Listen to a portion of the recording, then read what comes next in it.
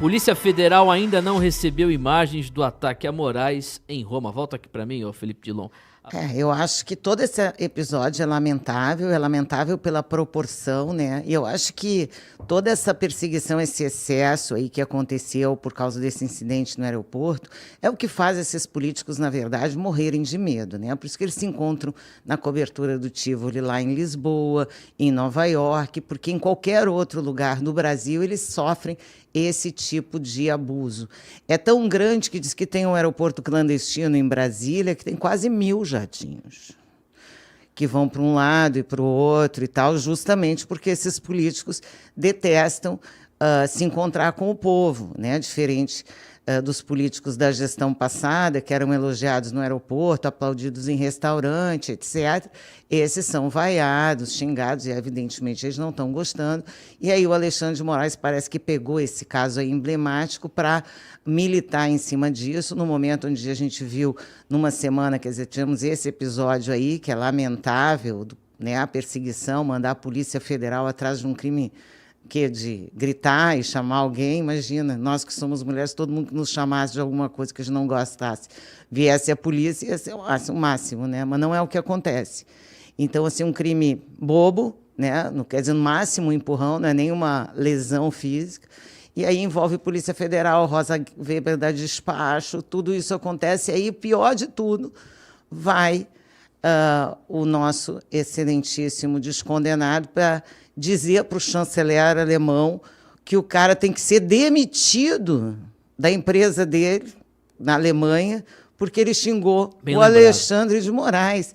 Então, Timóteo, nós perdemos completamente a noção de ética, de moral, de proporcionalidade e tudo isso, né?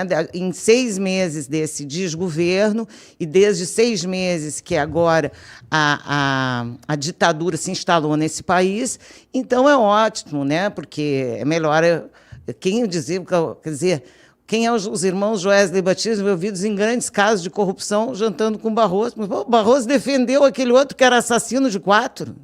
Então, o Barroso é uma pessoa com quem ele se encontra, né? A gente não pode esperar que sejam as pessoas, né, com a moral mais ilibada da sociedade, né? Porque ele já demonstrou quem ele é.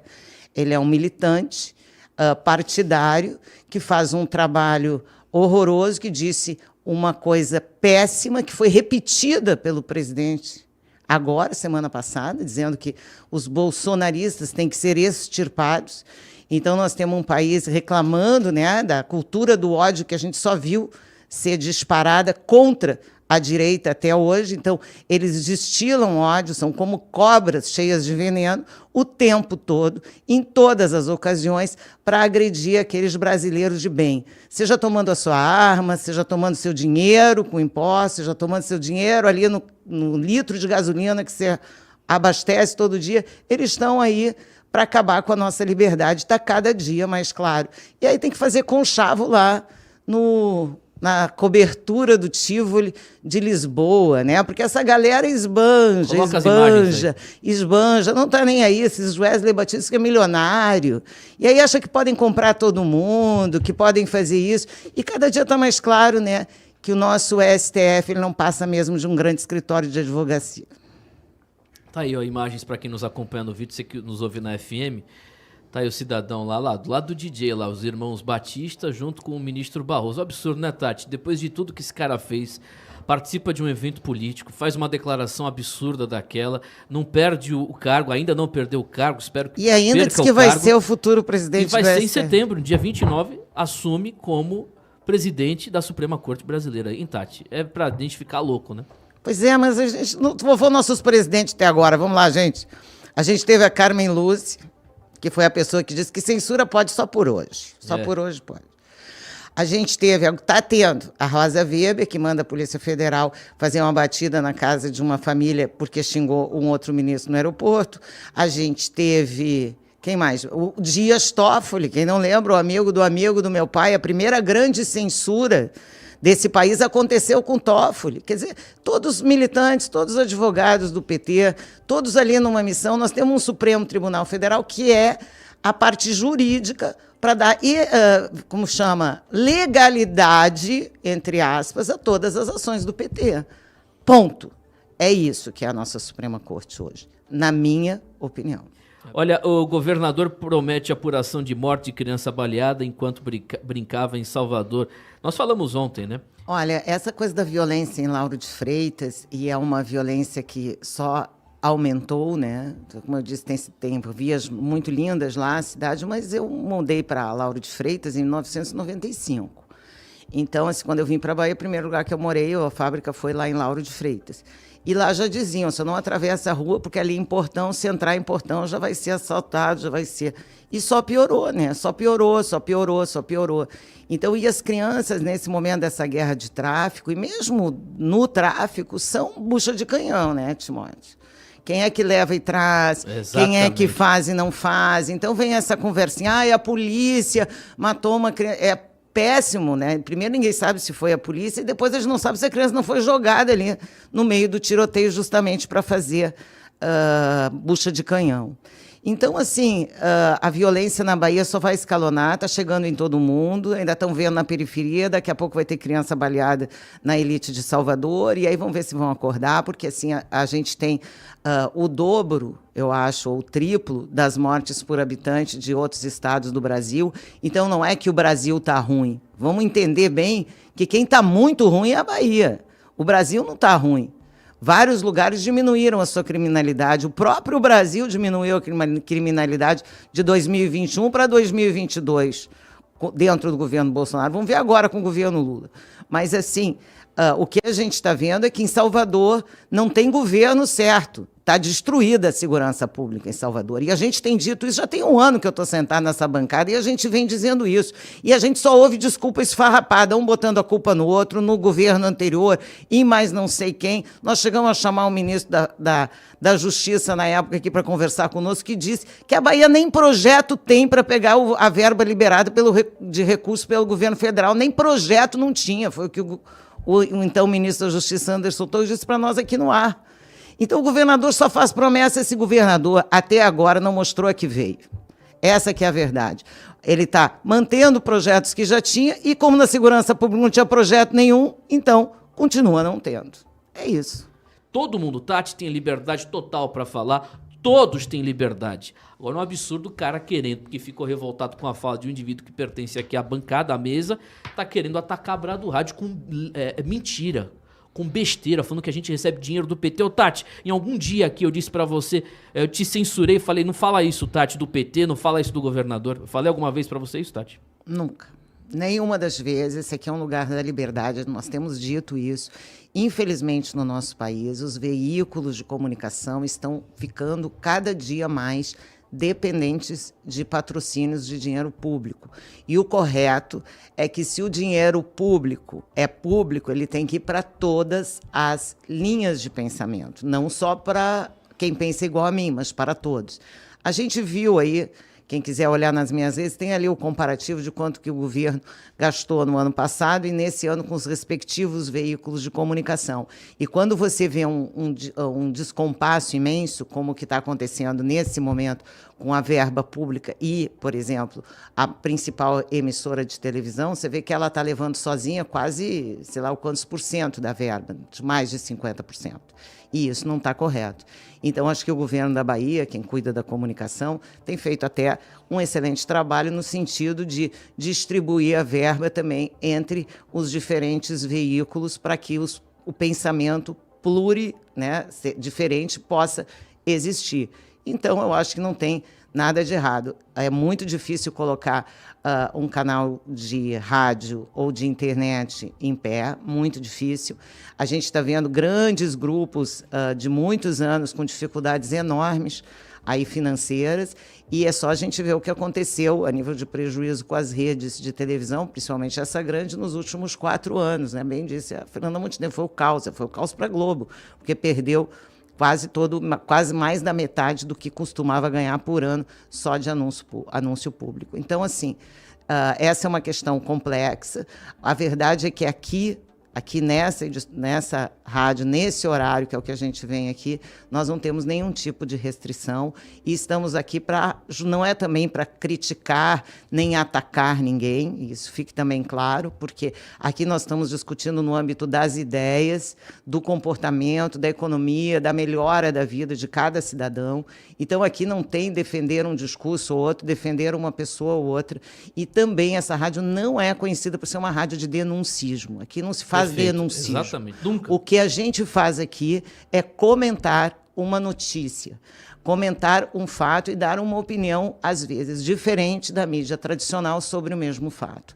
Mas ninguém aqui tem nenhum objetivo de atacar ninguém. Temos conversado com os prefeitos, conversamos com deputados, conversamos de diversos partidos. Alguns não querem vir aqui, é outra questão. Agora que nós estamos o tempo todo tentando levar para você que está nos ouvindo a melhor informação, a mais isenta, é fato isso. Então, eu queria também deixar isso claro, porque muitas vezes as pessoas têm... não, porque é radical. Aqui nem tem esse radicalismo nem para um lado nem para o outro. Né? Exatamente. Perdemos até muitas pessoas que até talvez gostassem que a gente fosse um veículo para insuflar coisas que a gente estava vendo que não iam acontecer. Então, a gente procura ser muito pé no chão nisso, e é isso. Então, eu acho que é muito... Eu acho que fogo amigo é o que pior pode existir. Minutos. Deputados gastaram mais de R$900 mil com jatinhos em 2023. Rapaz, é bomba, viu, bicho? Eu acho que todos esses abusos com dinheiro público são muito ruins, né? Então, vamos falar de abuso.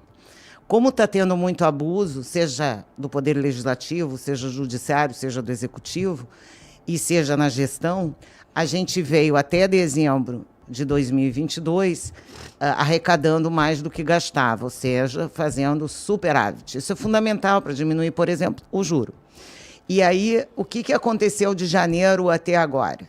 A gente deu prejuízo, déficit, todos os meses. E aí o que aconteceu? O início desse governo pediu um recurso extra para o orçamento, ganhou do Congresso a nossa revelia. Além disso, ganhou uma autorização para gastar além do que já tinha sido combinado. E a previsão do Fernando Haddad para o mercado ontem foi que esse governo precisa arrecadar, além do orçamento, 150 bilhões para poder fechar o ano de 2023 0 a 0. Significa que você vai pagar mais imposto e eles vão continuar andando de jatinho, porque não existe nada nesse governo que fale em segurar gasto, em usar o dinheiro público com parcimônia, com responsabilidade, nada. Aqui entregaram um cheque branco na mão de uma pessoa com sérios problemas. E aí o que vai acontecer é que ao redor dele tem outras pessoas com sérios problemas, e aí as pessoas vão relativizar tudo, a liberdade, a democracia, tudo, enquanto estiverem voando de jatinho.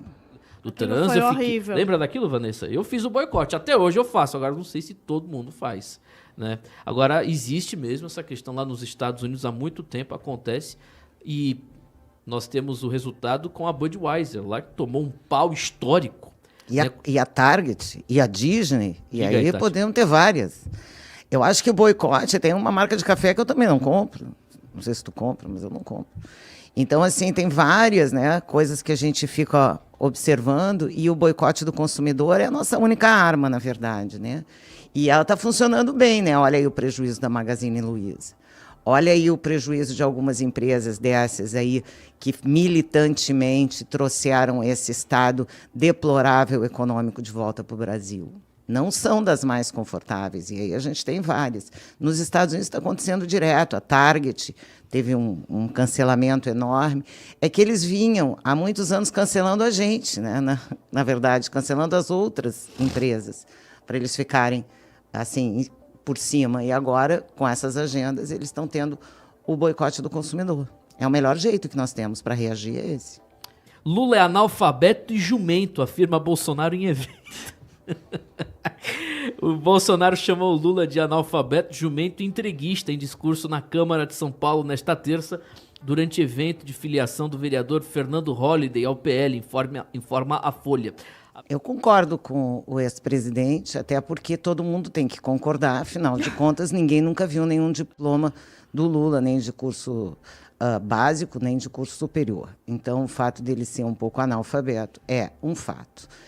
A outra coisa aí é uma questão de julgamento, as pessoas podem dizer dele o que quiserem. O que eu digo do presidente Bolsonaro é que ele foi perseguido pelo TSE, foi perseguido pelo sistema.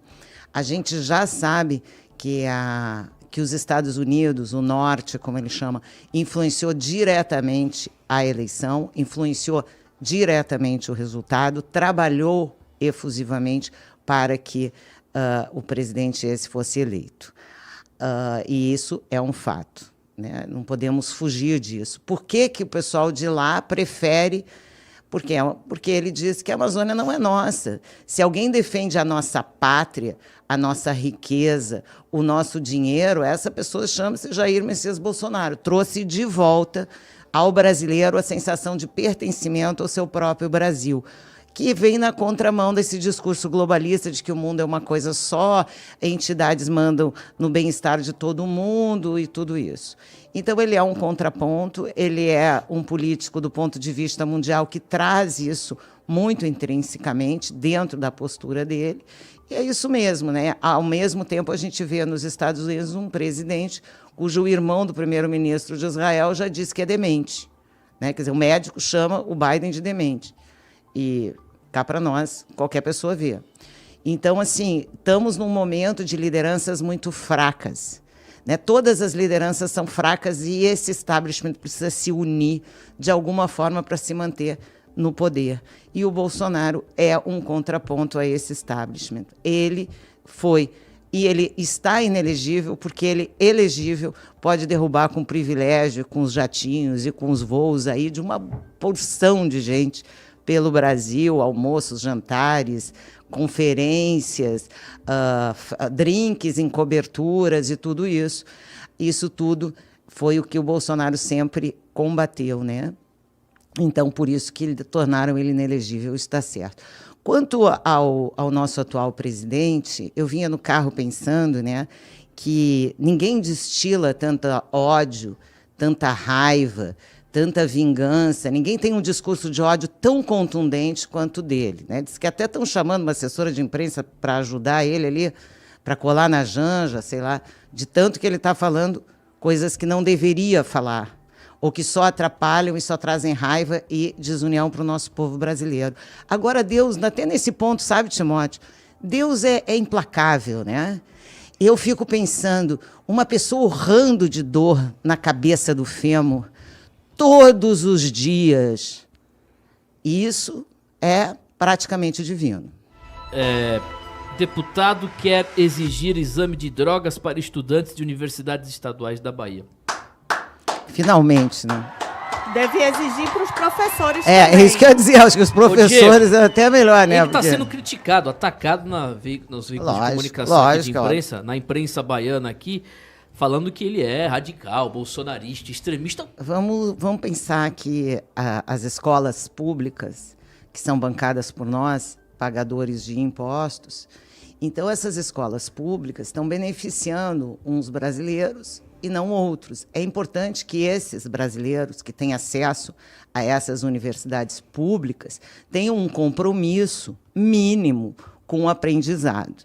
Então, eu que estudei na escola, na Universidade Federal, eu tinha vários colegas que eram, assim, a profissão dele, ativista político dentro da universidade. Eu não sei se era para vender droga ou se era só para fazer confusão, mas o fato é que tinha gente que já estava há 10, há 12, há 13 anos. Então, além disso, um número máximo de anos para alguém também ficar dentro de um sistema público e não concluir seu curso também deveria ser exigido. O que eu quero dizer com isso é que a nossa educação precisa dar passos para frente. Quando vem a imprensa e faz um drama por causa que talvez um policial tenha matado um menino em Lauro de Freitas, essa mesma imprensa passa pano para a universidade, as drogas lícitas. Então, assim, resolvam. Ou bem querem segurança, ou bem querem educação, ou bem querem esculhambação. Agora, não fica jogando em dois times como se você fosse, eu estou falando isso para a imprensa, o defensor da moral e dos bons costumes, porque é muito antes, pelo contrário. Então, o Diego está de parabéns, isso devia se estender, inclusive, ao ensino médio, que também é bancado pelo Estado e que também tem problemas de tráfico dentro das suas salas de aula. E se nós tivermos controle sobre esses alunos, se nós tivermos alunos mais com a capacidade cognitiva melhor, sem usar as drogas, teremos profissionais no mercado com certeza melhores. Então, o que nós estamos lutando? Estamos lutando para estabelecer a mediocridade como norma ou a educação como norma? Precisamos ter uma crítica muito mais dura a respeito da educação do que ficar chamando uma iniciativa ou outra que tende a melhorar o ensino de radical. O que é radical é a qualidade do ensino aqui, é radicalmente ruim. Exatamente. É ruim demais. Então você que é jornalista, talvez tenha estudado numa universidade dessa, cheio de droga na cabeça, ainda não entendeu para que lado as coisas vão. Excelente. Então não é possível que seja assim. Isso não é bacana, isso não é bonito, isso mata gente na periferia. Mata gente na periferia. Então, dizer que um deputado que propõe uma legislação que vise a minimizar esse problema dentro das universidades é radical, vocês precisam resolver se querem resolver o problema ou se querem continuar com o problema eternamente. Porque assim a gente vai terminar com o problema eternamente. Porque desde a minha época, que já faz quase 40 anos que eu saí da universidade, já era assim. Vai dizer que é radical? Que é exagero? A gente sabe que não é. Quem é pai e tem filho em universidade estadual sabe que o que eu estou falando é verdade. Sabe que mais sai militante do que profissional. Eu que recebo na outra ponta é que sei o quanto é ruim o ensino nesse estado. Então, para melhorar o ensino nesse estado, nós precisamos começar botando regras e regras mínimas de convivência. E até onde eu sei, nesse estado e nesse país, ainda é ilegal. Então, fazer corpo mole e não transformar em lei as nossas universidades é uma leniência que só vai trazer a desgraça para todo mundo.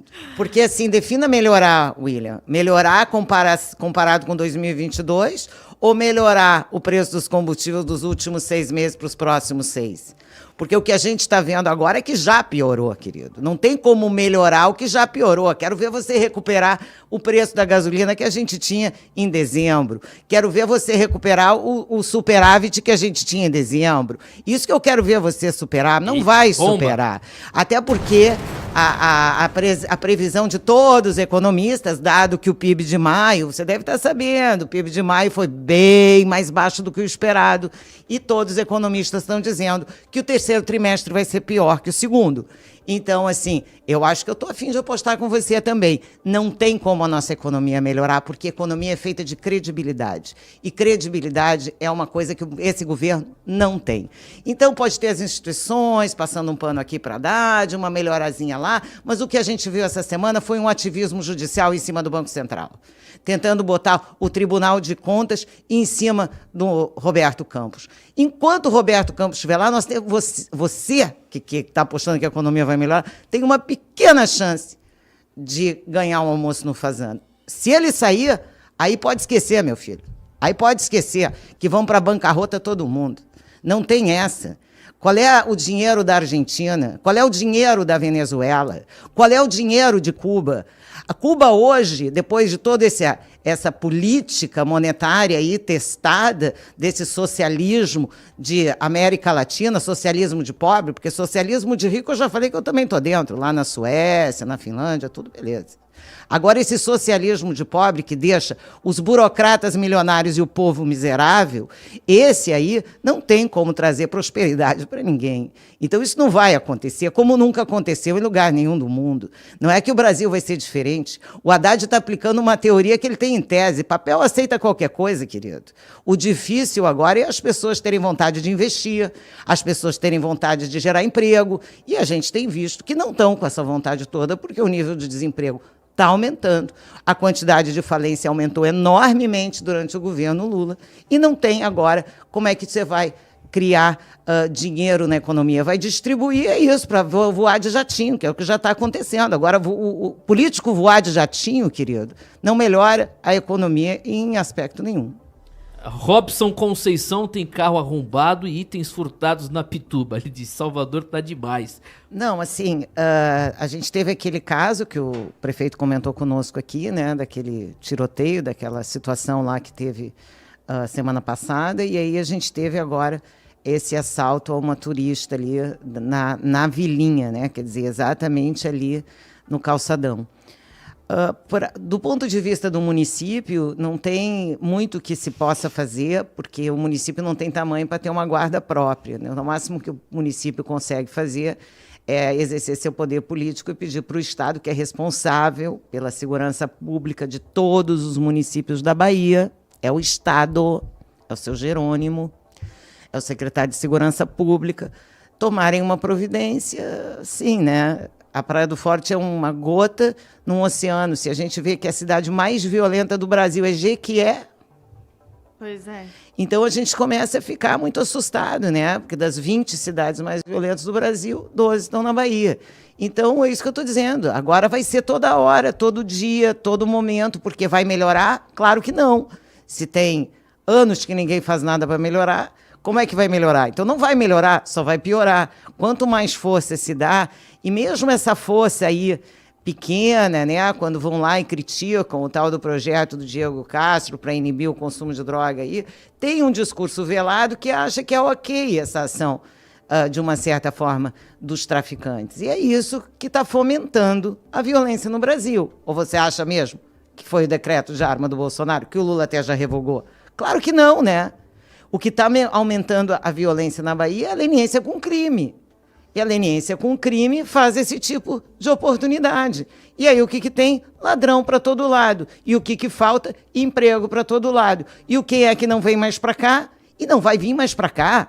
Podem apostar. Turista. Turista não vai mais vir para cá. Porque praia bonita, água quente, não sei, tem em tudo que é lugar do mundo. Então, ai, a Bahia é linda, ai, a Bahia é maravilhosa. Mas tem tudo que é lugar do mundo. Tem água, tem praia, tem isso. Agora, nenhum turista pega o dinheiro que ficou anos economizando e vai passar férias num lugar para ser assaltado no calçadão. Não vai fazer isso. Então, o turismo da Bahia está decadente em função da segurança pública. Isso disse o prefeito Gualberto aqui, eu vou dizer de novo. E essa é a grande verdade. Você falou do aeroporto. Nós estamos há muito tempo... Eu, que viajo muito, já tinha falado com o CEO do aeroporto, que é uma pessoa maravilhosa, sobre esse problema lá dos pedintes.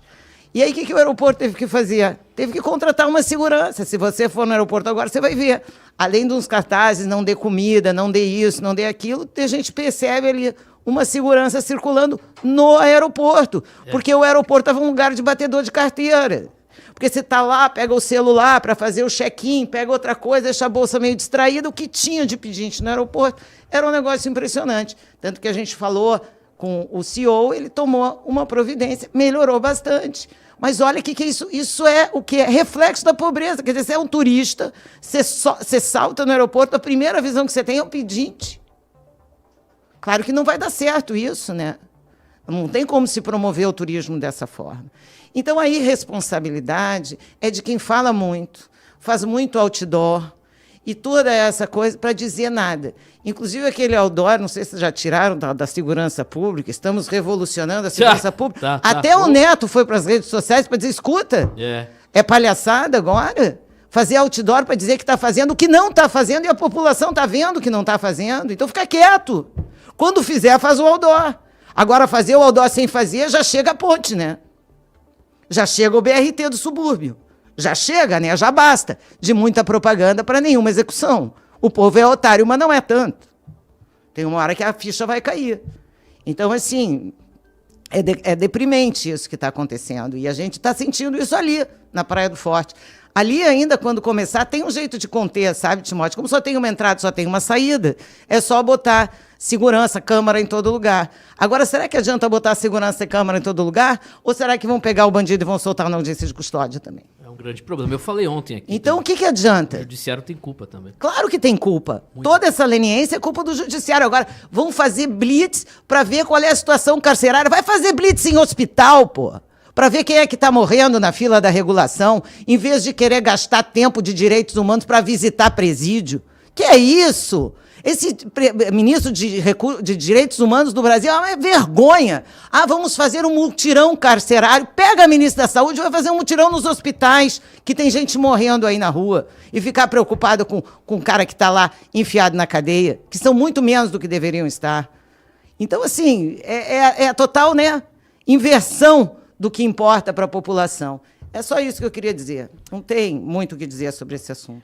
O Lula disse o seguinte, abre aspas, não acho que sejam empresários, fecha aspas, diz Lula sobre donos de clube de tiros. Se você olhar os livros de história, porque uma coisa é eu achar e a outra é eu pesquisar. Se você pesquisar todos os livros de história, você vai ver que todo o regime ditatorial, violento, que não respeitou o povo, primeiro baniu as armas. É óbvio, não é? Óbvio. Então, para quem ainda acha que não é óbvio, está completamente enganado.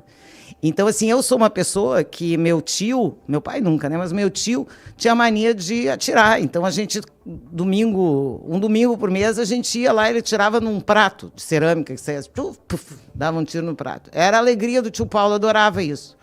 Então, agora, na Inglaterra, as crianças aprendem a atirar pequenininha, né? A caça-raposa, não sei o quê. E aí ficam com essa palhaçada. Eu vou lembrar, em 2005, esse país fez um plebiscito. Plebiscito é quando todas as pessoas resolvem se querem ou não querem uma coisa. Inclusive, devíamos ter vários desses. E aí, nesse plebiscito, era para saber se queria que a população fosse desarmada ou não. E o plebiscito disse que não queria que a população fosse desarmada. Mesmo assim, esse atual ocupante da presidência da República fez uma coisa chamada não sei o que do desarmamento. E aí desarmou uma porrada de gente. Aí veio o Bolsonaro e trouxe de novo a vontade popular, porque o único plebiscito feito sobre esse assunto disse que o brasileiro queria, sim, ter armas, acesso às armas. E aí o que ele fez? O Bolsonaro tentou revogar, melhorar as coisas que esse tal coisa do desarmamento aí tinha feito. E agora vem e manda o Flávio Dino, né? Quer dizer, manda o Flávio Dino acaba com esse empresário aí que eu não vou. Daqui a pouco ele vai dizer assim, acaba com esse aí que eu também não como carne, acaba com aquele ali que eu também não gostei da cara dele. Que história é essa? Não acho que seja um empresário. Ele sabe o que é ser um empresário, nunca foi empresário na vida, não sabe nem reconhecer. Então, assim, ele vai atacar os empresários sempre, basta você não ser amigo do rei. Ele vai te atacar, vai atacar um, vai achar uma coisa no outro, e outro aqui, e outro ali. É isso mesmo, se os empresários não se juntarem agora, que agora o alvo são os donos de coisa de tiro, daqui a pouco o alvo vai ser você, vão mandar você fechar. No Talibã, mandaram fechar o salão de beleza. Então, assim, o que você acha que nós estamos indo? Para um lugar onde você vai ser livre? Não. Estamos nos movendo para um lugar onde você será escravo. E lembra, ele já falou que ele está super dentro do Fórum Econômico Mundial, que decidiu que você não vai ter nada, mas vai ser feliz. Não, é isso mesmo que eles querem, né? Já tá, é um plano para empobrecer todos, porque é só você, como eu disse, olha para o vizinho, né? O que aconteceu na Venezuela, do país mais próspero da década de 90 para o segundo país mais pobre do mundo hoje. Quanto que a gente tem aí? Menos de 30 anos. Então, a gente está indo no mesmo caminho. Eles precisam destruir não só os empresários do clube de tiro, que está aqui no G6, precisam destruir todos, né? Quanto menos gente autônoma e livre, melhor. Então, assim, é o que eles querem. Então, eles são contra a pobreza, mas adoram o pobre. Teve um pensador que falou uma coisa, não sei quem foi, que disse uma coisa assim, tipo, vai dizer que socialismo vai acabar com a pobreza, se é a pobreza que mantém esses socialistas no poder, é uma coisa que não faz sentido, né? Então, quer dizer, eu quebro a tua perna, mas te dou uma muleta, e aí você não vive sem a muleta, e você não vive sem mim, então eu te chantageio porque você não é livre. Nós no Instituto, sabe, Timóteo, qualquer dia vamos passar aqui algumas histórias do Instituto, mas no Instituto a gente tem muita mulher que me disse isso. E você sabe, Tatiana, eu não sabia que eu podia ser livre, que eu podia não depender do Estado. Você não tem ideia como eu sou feliz que eu não dependo mais desse Bolsa Família. Porque eu entendi que eu posso gerar a minha própria renda. É dessas pessoas que eles odeiam.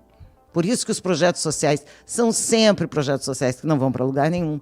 Por isso que os projetos de incentivo não incentivam ninguém, e assim sucessivamente. Então, é isso que nós temos aqui na Bahia. E é isso que nós vamos ter no Brasil. É esse o sonho deles, destruir o Brasil, destruir a Argentina, destruíram a Venezuela, destruíram Cuba. Agora na lista tem o Brasil, tem o Chile, tem a Colômbia e outros países aí que a gente vai copiar. Infelizmente, não estamos copiando o socialismo da Suécia, nem da Dinamarca, nada disso. A gente está copiando exatamente esses regimes totalitários que começam tirando a arma da população. Perfeito. Olha, meu querido ouvinte, tem uma notícia aqui que eu não posso deixar de falar. Ai, desculpa. Essa aqui, para não ofender trans, ONG sugere mudar nome vagina para buraco bônus. Isso é um ataque às mulheres. Para começo de assunto, não é para proteger o homenzinho que não quer ficar ofendido. O nome disso é que quer é acabar com as mulheres. Acabar com mudar o nome do órgão sexual das mulheres, que é o único meio da nossa sociedade se multiplicar, porque a mulher tem esse poder, é a única que tem. Isso eles nunca vão ter. Então, assim, é ridículo. Ele é uma guerra cultural desnecessária. Eu peguei esses dias uma revista feminina e descobri um monte de termo novo que eles ficam usando, às vezes para vitimizar as mulheres, acabar com os homens, outras vezes para acabar com as mulheres. Isso é uma loucura. E é uma loucura tão grande, e a maior vítima dessa loucura são exatamente as mulheres. E deve ser essa mesma agenda que está impedindo que o filme Sound of Freedom chegue aos cinemas. Eu vi, inclusive quero terminar meu comentário dizendo que o herói do filme chama-se Timóteo. Sabia? É mesmo? Não sabia, né? E é Timóteo mesmo é o nome dele. E ele é espanhol. Então, assim... Mas é bom esse negócio. Esse filme é maravilhoso. Esse filme é baseado numa história real. Esse Timóteo existiu. Ele salvou mais de 150 crianças da escravidão. E essa história está sendo abafada pela mídia, que diz que não é verdade sim. Hoje nós temos escravizados no mundo 150 milhões de pessoas, segundo os últimos dados. E essas pessoas são mulheres e crianças. Então começa com essa conversinha de World Journal English, não sei o quê, para aquele lugar. Porque nós, mulheres, temos que aprender a nos defender. Nunca fomos contra os trans, mas eles agora armaram uma guerra contra nós. E essa guerra contra nós não vai se sustentar. Quantas de vocês que estão me ouvindo, mulheres, que não tinham problema nenhum com esse assunto, agora estão um pouco incomodadas, ou muito incomodadas com isso? É uma palhaçada. Tirar leite materno, chamar de leite humano, quer mudar a nomenclatura para melhorar as coisas. Aí, olha só, eles criam umas coisas novas, umas nomenclaturas novas para tentar criar uma realidade. Esse é o fundo dessas narrativas. É tudo um absurdo e você precisa se revoltar contra isso. E logo, porque o negócio vai ficar cada vez pior. Pega uma revista feminina qualquer na banca e me diz se está falando com você. Um grande beijo para todos Tati, vocês. obrigado, hoje eu estava assim, desculpa. Está inspirada. Inspirada. Aqui os trechos, eu vou saindo que já tem gente me esperando, mas fico com você. Sexta-feira estou de volta. Um grande abraço. Valeu, Tati. Volta na sexta-feira. Aplausos para Tati Mandelli.